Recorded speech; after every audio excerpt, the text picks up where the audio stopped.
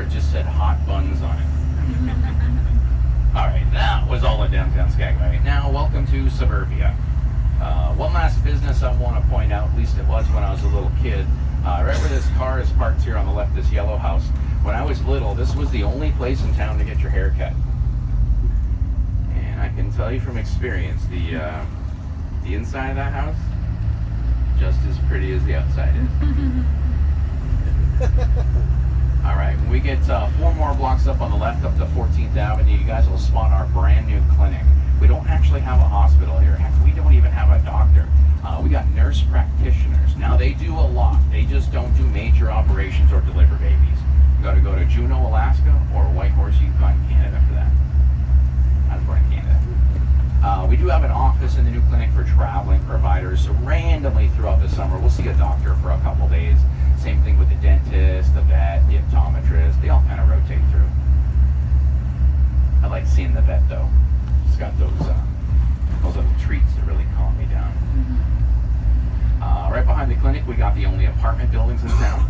There's 3 buildings. They're all 2-bedroom units. They rent on a 12-month lease for $14.50 a month.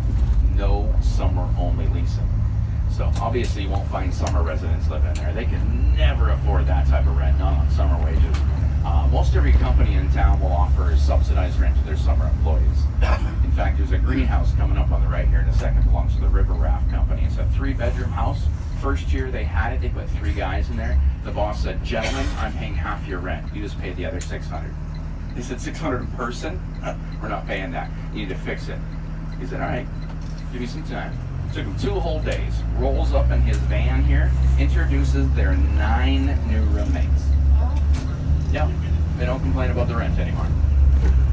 That's a pretty commonplace in Skagway though, at least in the summer. The younger the employees, the less they want to pay in rent, and the less they mind losing those freedoms like privacy. Alright, next block right hand side, we got our brand new fire hall and police station, just opened up last year. 9 fire engines, 3 EMS units, and get this, that's a volunteer fire department. I should probably mention cell phone usage just for a little bit. I am probably the only tour guide you'll ever meet that doesn't mind if you want to use your cell phone on tour today. The big reason why it doesn't bother me is here in about 5 minutes we're going to drop cell phone service until we get to lunch.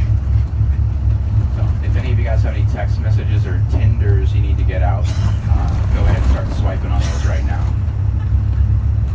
I like to put mine in airplane mode. That's purely optional. What it does for me is drastically saves my battery. The days I remember, I usually have about 90% battery when I get back to Skagway. The days I forget, I usually have between 5 and 15%, somewhere in there. If you decide to do it, I'll remind you when we get to lunch their service there. It'll also remind you when you get back to town their service here. If you look off to the left, right between those 2 mountains below the clouds, you'll see Harding Glacier. That is the only glacier visible from downtown Skagway. We named that one after the only U.S. president to ever come visit us here. Any of you guys really up on your U.S. history? Know what happened to Warren G. Harding 2 weeks after he left us? Died of pneumonia. Yep. So, City of Skagway, we've been inviting U.S. presidents up here ever since. Closest they'll get is Juneau. Alright, as soon as we got over that bridge there, we got on the Klondike Highway. This is how I have managed to live in this town as long as I have. Road access. Now, I say it like that because most towns in Southeast Alaska, you're not driving in and out of them. There's actually only like 3 that you can. Skagway's obviously one, we're leaving town. Our neighboring town of Haines, 12 miles away by water. And then Hyder, Alaska, they are down south of Ketchikan.